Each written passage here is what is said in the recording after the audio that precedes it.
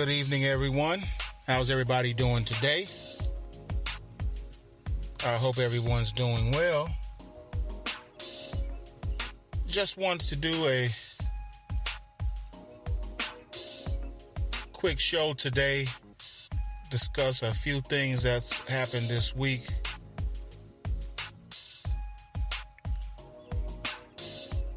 It's been pretty tough to watch the news and you hear what's going on all over the world, all over the United States, and all around your area, your own community.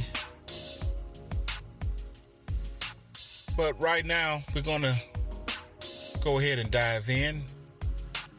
Don't want to take up too much of your time. Appreciate everyone who listens. First off, I want to say my name is Kurt Maggs, representing the Key Witness Media Podcast, also Kurt Maggs Radio.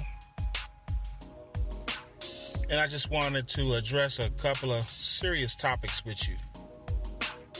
But before I forget, you can also listen to these podcasts on the Spreaker Network.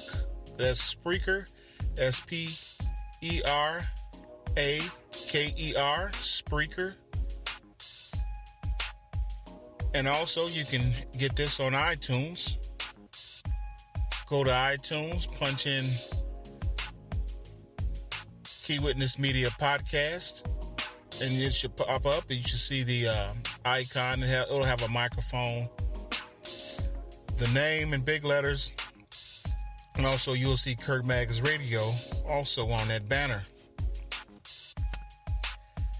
But I want to go ahead and address two things that happened this week.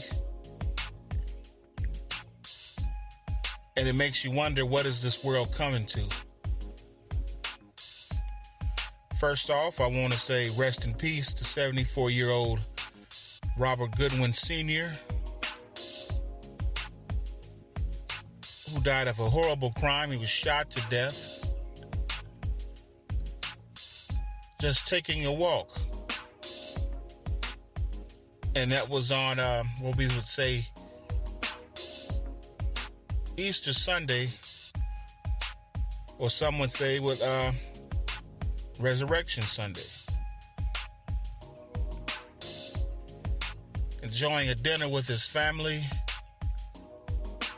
and doing something he probably does all the time.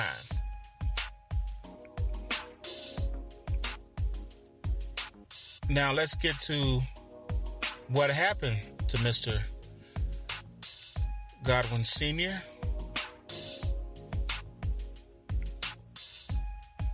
A man by the name of Steve Stevens murdered Mr. Robert Godwin Sr.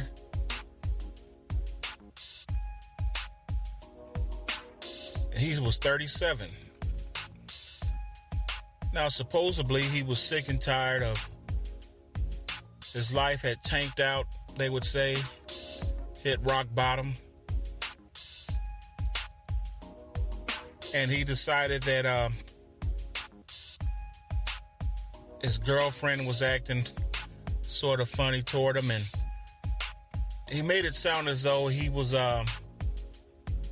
being rejected by everyone.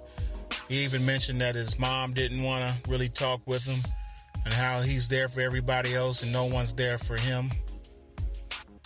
And even made a point to say who he worked for. And this guy, not sure if he had a degree,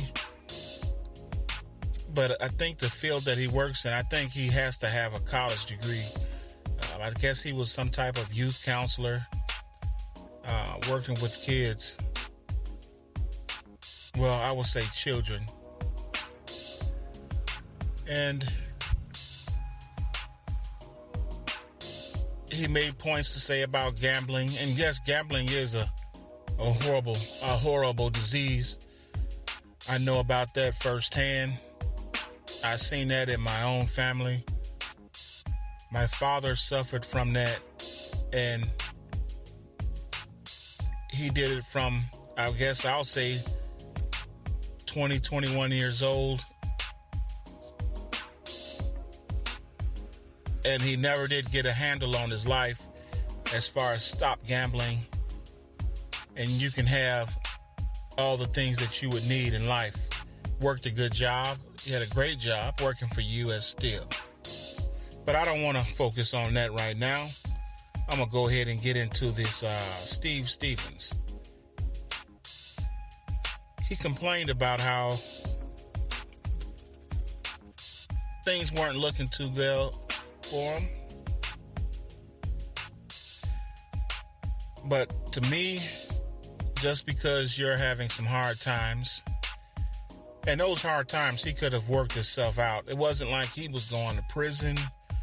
It was, hey, I need to reorganize, get my financial things together, do what it takes in order for me to get my life together. There's classes for that. You can go online and try to figure out how to get your financial situation together. But he took it out on Mr.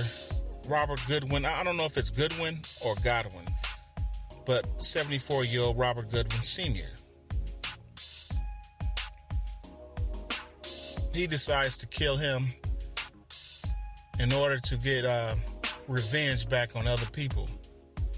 And now, how unfair was that?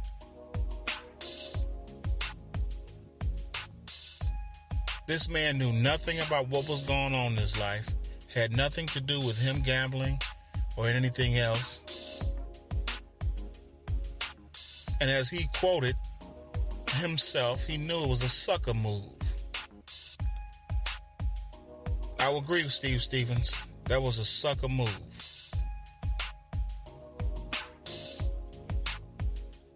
There's too many things out there that you can do to get yourself back in financial order.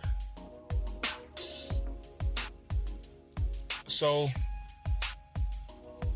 to end this story, they did find Steve Stevens.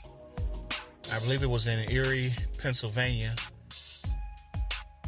And he killed himself after a police pursuit. He probably figured he knew it was over. He didn't want to suffer the consequences of his motives. And he killed himself. Now, I want to say this. That was also a sucker move.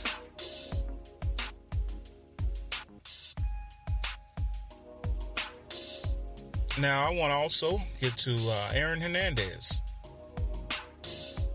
who committed suicide on this morning. Found him dead in his cell. Now, Aaron Hernandez, he just won a court case of not being found guilty of killing two other people, two other murder charges. He beat them.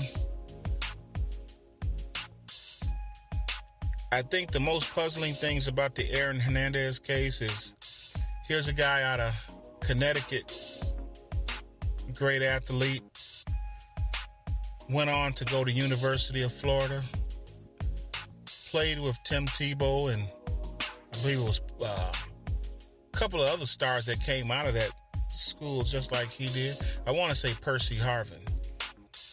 End up getting on with the New England Patriots. But he definitely had a checkered past.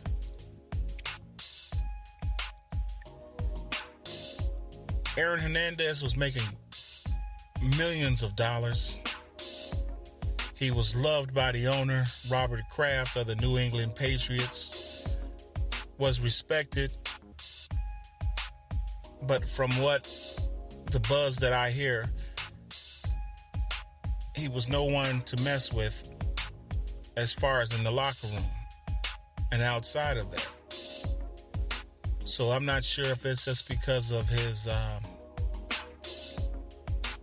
gang affiliations and things like that. There's many of them that don't want to talk about it. And I don't blame them. I guess,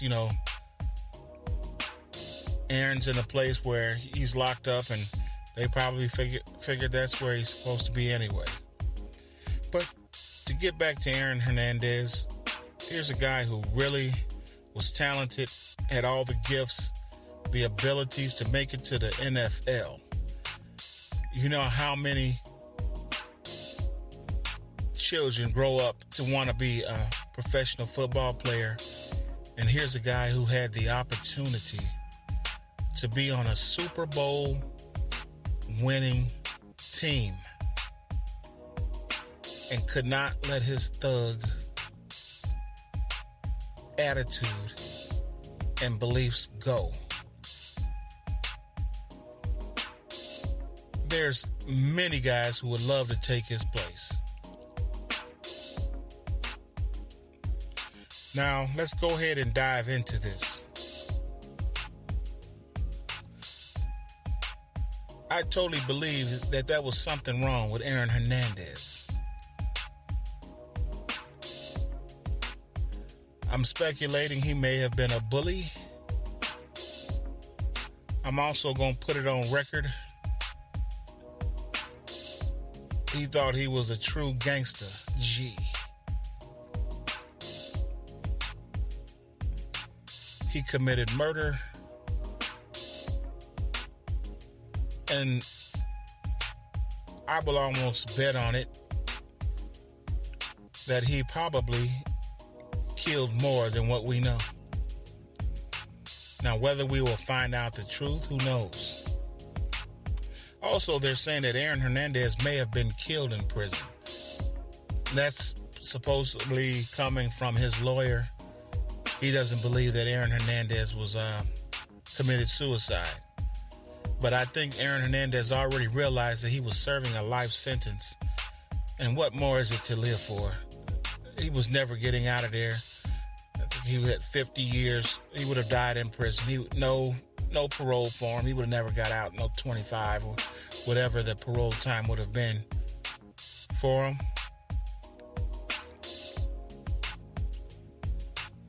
Now, I remember growing up as a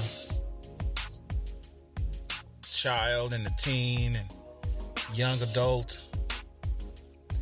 And I remember going to school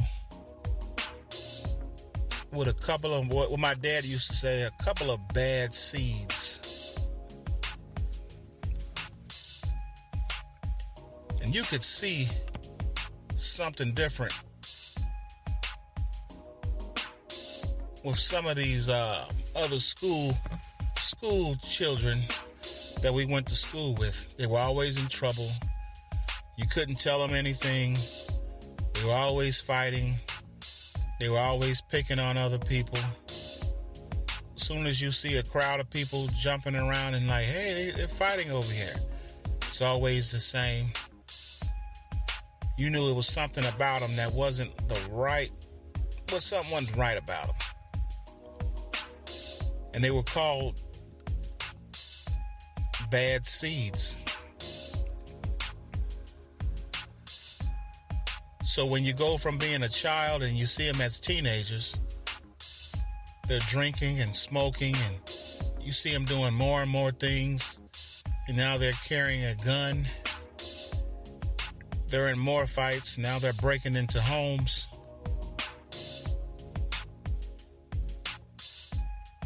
They're breaking into cars. And you sort of see the path that they're on. Then you become young adults. You may run into people that you went to school with, and hey, where's so-and-so? Oh man, he's locked up. He's in prison. You know, he got in trouble for killed somebody. Or he got away with robbery, and they end up